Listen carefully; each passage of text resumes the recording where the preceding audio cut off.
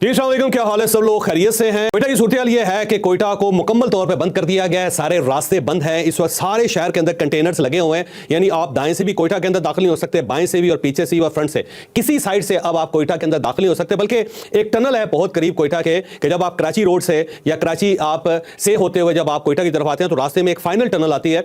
उस टनल के बाद आप कोयटा की हदूद में दाखिल हो जाते हैं। उस टनल को भी मुकम्मल तौर पर बंद कर दिया गया। उसके दोनों साइडों पर कंटेनर लगा दिए गए ताकि कोई शख्स जो है उस सड़क से गुजर के कोयटा के अंदर दाखिल ना हो सके।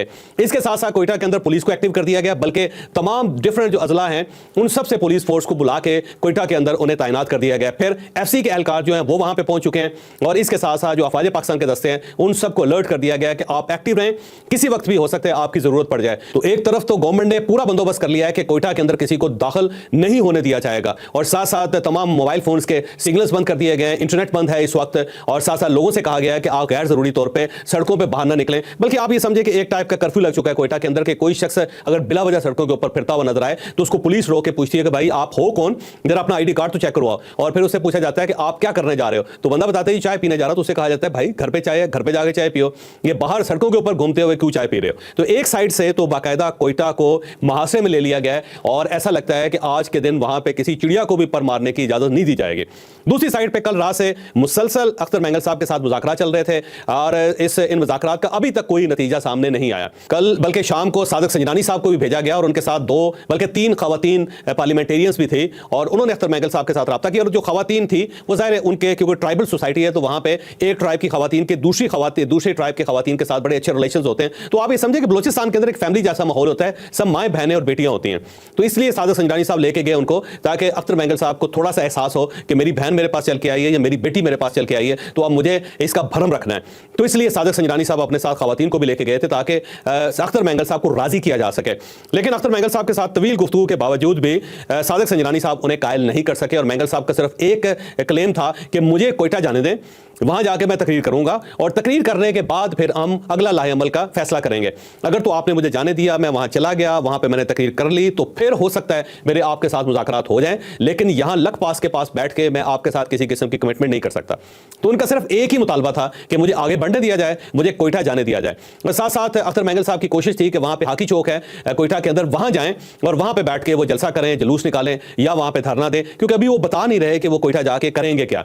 बस वो कहते हैं जी मैंने कोयटा जाना है और मैंने डेडलाइन दी हुई आज की, तो अभी जिस वक्त ये वीलाग आप सुन रहे हैं तो इस वक्त अख्तर मेंगल साहब ने निकलना है। तो सादिक संजरानी साहब के मुज़ाकरात की नाकामी के बाद अयाज सादिक साहब ने फ़ोन किया और उन्होंने अख्तर मेंगल साहब से बात की और उनसे कहा कि देखें मैं आपका भाई हूँ, हमारे साथ बड़े अच्छे तल्लुकात हैं आपके, और उस वक्त भी जब गवर्नमेंट के साथ आप बड़े डिस्टेंस पे थे उस वक्त भी मैं आपके साथ राब्ते में था और मैंने आपका हर जायज़ और नाजायज़ मुतालबा माना है।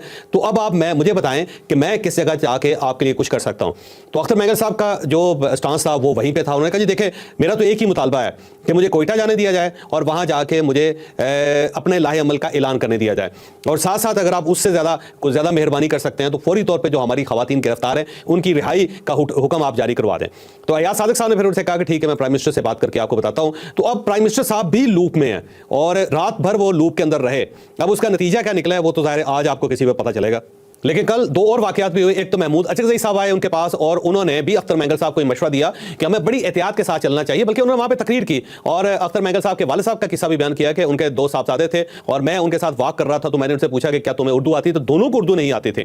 और इसके साथ साथ उन्होंने कहा कि देखें हमारा सफ़र बड़ा लंबा है और इस लंबे सफ़र के अंदर हमें बहुत एहतियात करनी चाहिए, हमें कोई ऐसा कदम नहीं उठाना चाहिए जिसकी वजह से हमारे काज को नुकसान पहुंचे, और हमें इतनी एहतियात करनी चाहिए और ऐसी शाइस्तगी के साथ बात करनी चाहिए कि जब लोग यहाँ से उठ के जाएं तो वो ये महसूस करें कि ये लोग तो बहुत अच्छे हैं, इनके बारे में एक नेगेटिव प्रोपेगेंडा किया जा रहा है। तो ये बात महमूद अचकज़ई साहब ने भी की, बल्कि मशवरा दिया अख्तर मेंगल साहब को कि आपको चाहिए कि आप मुहतात हो जाएं, बहुत ज़्यादा आप इस लेवल तक ना जाएं कि हमारी जो मूवमेंट है उसको नुकसान पहुंच जाए और रियासत के पास कोई जवाज़ ना रहे और रियासत के पास कोई गुंजाइश ना रहे। तो उनकी तरफ से भी मशवरा दिया गया, लेकिन मुझे लगता है कि अख्तर मेंगल साहब राजी नहीं होंगे। उसकी बुनियादी दो वजूहात हैं। पहली वजह तो यह है कि अख्तर मेंगल साहब को पाकिस्तान तहरीक इंसाफ का मैंडेट नजर आ रहा है, क्योंकि इस वक्त पाकिस्तान तहरीक इंसाफ बहुत ज़्यादा सपोर्ट कर रही है, बल्कि अख्तर मेंगल साहब की कोई भी बात हो तो उसे फौरी तौर पर पाकिस्तान तहरीक इंसाफ उसको केयर कर देती है, उसकी नशर व शात जो है ना उसके अंदर इजाफा हो जाता है। सोशल मीडिया के ऊपर जितनी कंपेन अख्तर मेंगल साहब के हक में हो रही है वो सारी की सारी पाकिस्तान तहरीक इंसाफ चला रही है।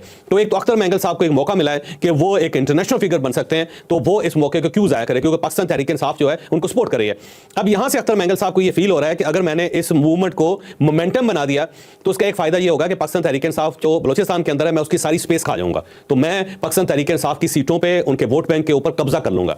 और दूसरा उनका ख्याल ये है कि महारंग बलोच और BYC जो है वो बहुत ज्यादा पॉपुलर हो रही है बलोचिस्तान में, और अगर मैंने महारंग बलोच का झंडा उठा लिया और मैंने उसकी रिहाई का इशू उठा लिया तो मैं उसकी स्पेस भी खा जाऊंगा।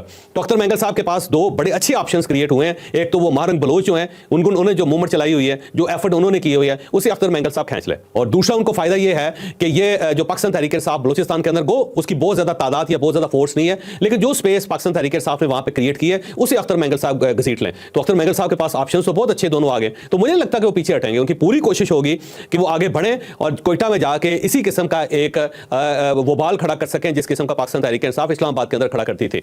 अब मैं आगे चल के आपको बताऊंगा कि इसकी रीजंस क्या है, कि क्यों महारंग बलोच एक्टिव है, क्यों BLA एक्टिव है, क्यों अख्तर मेंगल साहब एक्टिव है, और क्यों इस वक्त और कौम परस्त जमातें बलोचिस्तान की जो है वो ग्राउंड पे आपको नजर आ रही है, और साथ साथ PTM जो है वो क्यों एक्टिव हो रही है। तो ये सारी चीजें मैं आगे चल के आपको बताता हूं कि ये मामला हो क्या रहा है।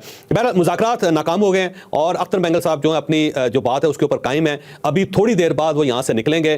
पुलिस रास्ते के अंदर भी है, FC भी रास्ते के अंदर है, फौजी दस्ते भी बहुत एक्टिव हैं। पूरा कोयटा शहर जो है वो इस वक्त एडमिनिस्ट्रेशन के कब्जे में है, लिहाजा पूरी कोशिश की जाएगी कि अख्तर मेंगल साहब किसी तरीके से कोयटा ना पहुंच सकें और यहीं पर रुके रहें, लक पास में रुके रहें। बल्कि एक ऑप्शन उनको यह भी दिया जा रहा है कि आप 10 अप्रैल तक यहीं रहें। अब ये जो 10 अप्रैल है उसकी एक सिग्निफिकेंस है, वो मैं आगे चल के आपको बताता हूं। इसलिए भी कहा जा रहा है, उनको ऑप्शन दिया जा रहा है कि आप 10 अप्रैल तक यहां रहें, उसके बाद आपके साथ दोबारा निगोशिएट किया जाएगा या फिर आपके लिए रास्ते खोल दिए जाएंगे, फिर आप बेशक कोयटा चले जाइएगा। अब ये 10 अप्रैल क्यों है आगे चल के आपको मैं इसके बारे में बताता हूं। इसके साथ साथ जो महारंग बलोच साहब हैं उनको भी एंगेज किया गवर्नमेंट ने। DC ईद के दिन मिठाई लेके फूल लेके उनके पास गए थे, डिप्टी कमिश्नर कोयटा की बात कर रहा हूं मैं, और उन्होंने महारंग बलोच को ईद मुबारक भी पेश की थी और साथ उनसे पूछा था कि ये बताएं कि आपको यहाँ पे किसी किस्म की कोई तकलीफ तो नहीं हो रही, और आप हमारी बहन है, आपको कोई तकलीफ नहीं होनी चाहिए। और महारंग बलोच साहब ने कहा कि नहीं मैं ठीक हूँ, कोई ऐसा मसला नहीं है। साथ ही उन्होंने कहा कि अगर आप हमारे साथ थोड़ा सा कॉपरेट करें तो सिमी दीन बलोच की तरह हम आपको घर भिजवा देते हैं, क्योंकि उनके साथ हमारा ये एग्रीमेंट हुआ था कि वो घर जाके किसी किस्म का शोर शराबा नहीं करेंगी, कोई तहरीक नहीं चलाएंगी, सोशल मीडिया के ऊपर भी खामोशी इख्तियार करेंगी। तो उसके बाद सिंध गवर्नमेंट ने उनको घर भेज दिया। तो अब हम भी बिल्कुल इसी तरह करना चाहते हैं कि अगर आप बहुत ज्यादा शोर शराबा ना करें, सड़कें ब्लॉक ना करें, कोई ज्यादा तहरीक ना चलाएं, तो हम आपको घर भिजवा सकते हैं, 3 MPO जो है उसको वापस ले सकते हैं। लेकिन अगर आप इसी तरह सड़कों पर बैठेंगी, इसी तरह एहतजाज करेंगी, इसी तरह ट्रैफिक रोकेंगे, तो फिर यह सिलसिला दराज होता जाएगा। तो एंगेज उन्होंने किया है DC साहब ने महारंग बलोच साहबा को भी। लेकिन DC के साथ साथ अब कुछ और लोग भी एक्टिव हुए हैं, जिसके अंदर पॉलिटिशियंस भी हैं और रियासत के कोई अहम लोग भी हैं, और फिर इस्लामाबाद से कुछ लोग भी गए जो अब उनके साथ नेगोशिएट कर रहे हैं और उनको एक ऑनरेबल किस्म का रास्ता दे रहे हैं कि जनाब आप इस रास्ते से चलें, आप अच्छा काम कर रही हैं, आप अपनी अच्छी स्पेस पैदा कर रही हैं, आप खातून हैं, और बलूचिस्तान के अंदर बहुत अरसे बाद को मिडिल क्लास खातून बाहर आई है और उसने अपनी एक स्पेस क्रिएट की है। तो आप इस स्पेस को पॉजिटिवली इस्तेमाल कर सकते हैं। आप आने वाले दिनों में यहां पे इलेक्शन लड़ सकती हैं, आप इलेक्शन लड़ें, आप सूबाई असम्बली में आएँ, आप कौमी असम्बली में आएँ और वहां पे आप बलूचिस्तान के हकूक की बात करें, तो आपके लिए एक बड़ा अच्छा ऑप्शन है। इस ऑप्शन को आप जाया ना करें। अगर आप इस तरह तहरीक चलाती रहेंगी, आपके ऊपर केसेस बनते रहेंगे, आपको सजा हो जाएगी, तो फिर ये जो पार्लिमानी रास्ता है ये आपके लिए बंद हो जाएगा। तो अब आप इस रास्ते को बंद ना करें, बेहतर यह है कि आपको मौका मिल रहा है, आप आगे बढ़ें। और साथ साथ उन्हें यह भी बताया जा रहा है कि आपकी जो स्पेस जो आपने क्रिएट की है वो अख्तर मेंगल साहब ले रहे हैं।